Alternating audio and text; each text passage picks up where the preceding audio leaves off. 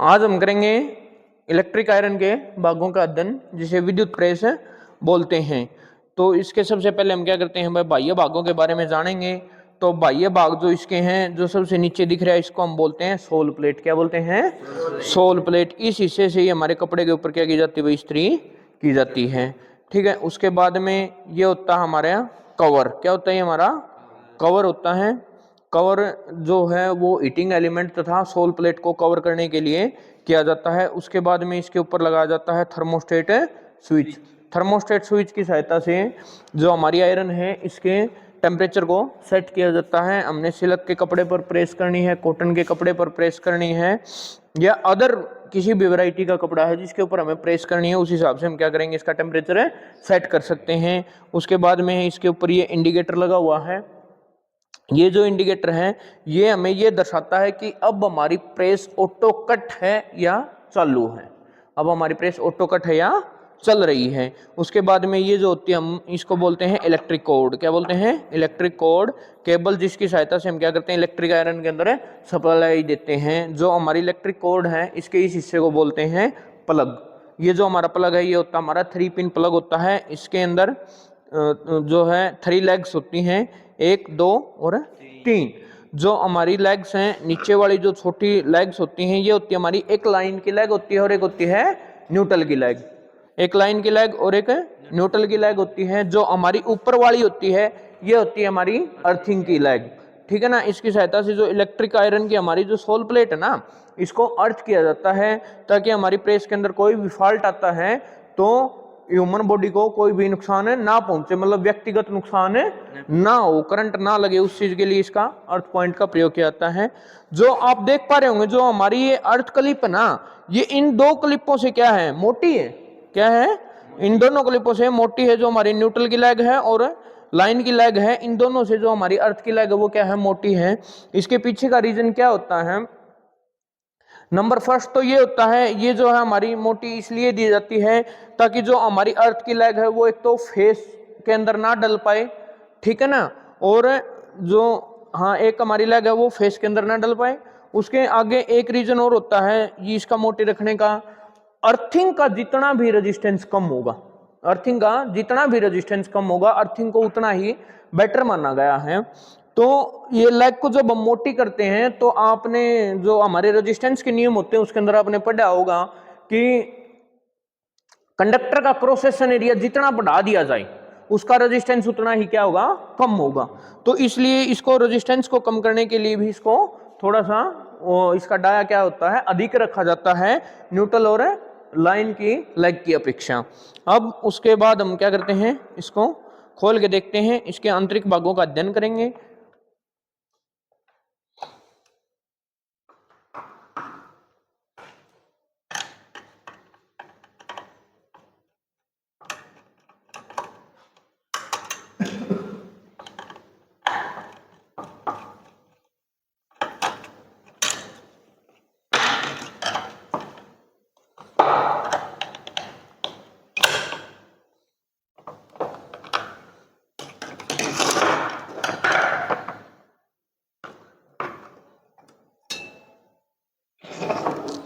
अभी आप देख पा रहे होंगे, जैसे हमने खोला है, इसके अंदर आपको एक यू टाइप दिखाई दे रहा है।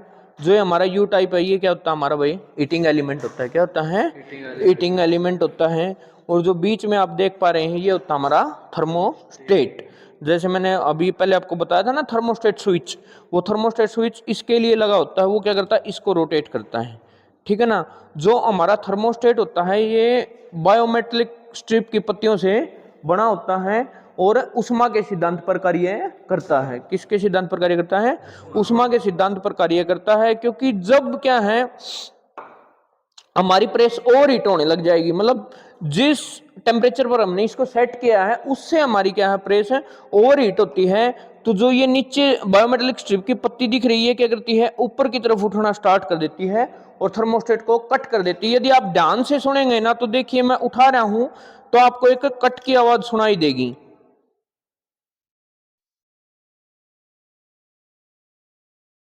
सुनाई दे रही है? इस प्रकार से क्या है, हमारा थर्मोस्टेट है कार्य करता है। जब हमारी प्रेस जो है नॉर्मल टेम्परेचर पर आती है तो ये पत्ती क्या होती है, वापस से नीचे चली जाती है और थर्मोस्टेट को कनेक्ट कर देती है, जिसकी सहायता से हमारा एलिमेंट दोबारा से सप्लाई के कांटेक्ट में आ जाता है और वर्क करने लग जाता है। उसके बाद में जो हमारा एलिमेंट है ये बना होता है नाइक्रोम की वायर से। किस चीज से बना होता है? नाइक्रोम धातु की वायर से बना होता है। इसके अंदर क्या है, एक नाइक्रोम धातु का स्प्रिंग सा लगा हुआ होता है और इसके ऊपर क्या है, एक बिल्कुल बारीक वायर होती है नाइक्रोम की। उसको टूटने से बचाने के लिए इसके अंदर मैग्नीशियम ऑक्साइड की क्या होती है, पाउडर की लेयर चढ़ाई होती है और इंसुलेट भी रखता है बॉडी से। क्या करता है? बॉडी से इंसुलेट भी रखता है, करंट नहीं आने देता।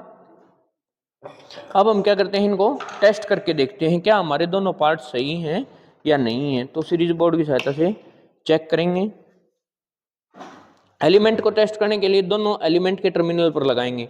आप देख पा रहे होंगे हमारा लैंप क्या है, डिम जल रहा है। यदि हमारा लैंप फुल जलेगा तो हमारा एलिमेंट खराब है, लैंप नहीं जलता है तब भी हमारा एलिमेंट क्या है, खराब है। अब यदि हमारा लैंप डिम जल रहा है तो हमारा एलिमेंट क्या है, बिल्कुल सही है। नेक्स्ट स्टेप है हमारा, हम क्या करते हैं, थर्मोस्टेट को चेक करते हैं। आप थर्मोस्टेट को चेक करने के लिए थर्मोस्टेट की पत्तियों पर लगा कर देखते हैं। देखिए हमारा लैंप नहीं जल रहा, हो सकता हमारा थर्मोस्टेट ऑटो कट पर लगा हुआ है। अब हम इसे क्या करते हैं, रोटेट करके देखते हैं। रोटेट करो विशाल एक बार।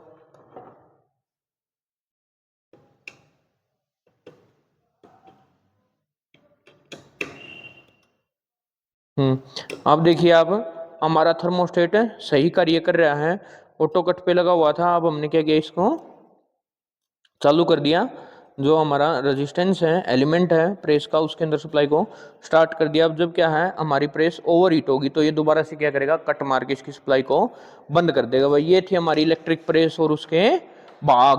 और इलेक्ट्रिक प्रेस के अंदर मैक्सिमम फॉल्ट दो प्रकार के होते हैं, तीन प्रकार के। इलेक्ट्रिक प्रेस के अंदर मैक्सिमम तीन प्रकार के फॉल्ट होते हैं। एक होता है एलिमेंट के अंदर, नंबर दो थर्मोस्टेट के अंदर, और नंबर तीन किसके अंदर होता है, सप्लाई कोड के अंदर।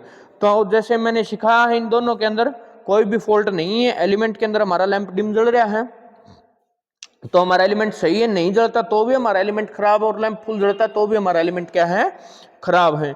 थर्मोस्टेट हमने देखा बिल्कुल सही कट कर रहा है और सही सप्लाई के साथ कनेक्ट कर रहा है रेजिस्टेंस को। अब सप्लाई कोड को यदि हम टेस्ट करते हैं तो सप्लाई कोड को कैसे टेस्ट करेंगे, जो हमारा न्यूट्रल और फेज है, न्यूट्रल और फेज को क्या करेंगे, शॉर्ट कर देंगे। और अब जो हमारे प्लग के टर्मिनल हैं,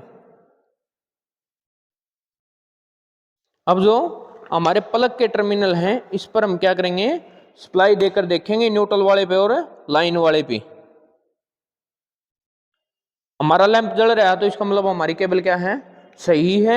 लैंप नहीं जलता तो हमारी केबल खराब थी। एक कंडीशन और हो सकती है, जब हम इनको कनेक्ट नहीं करते, इनको बिना कनेक्ट किए भी यदि हमारा लैंप यहां पर जल जाता है, जैसे अब आप देख रहे होंगे मैंने अलग अलग कर दिया और अब मैं लगा के देख रहा हूं तो हमारा लैंप नहीं जल रहा। यदि बिना कनेक्ट किए भी हमारा लैंप जल जाता है तो इसका मतलब क्या, हमारी केबल कहीं से शॉर्ट है अंदर से, इंटरनल।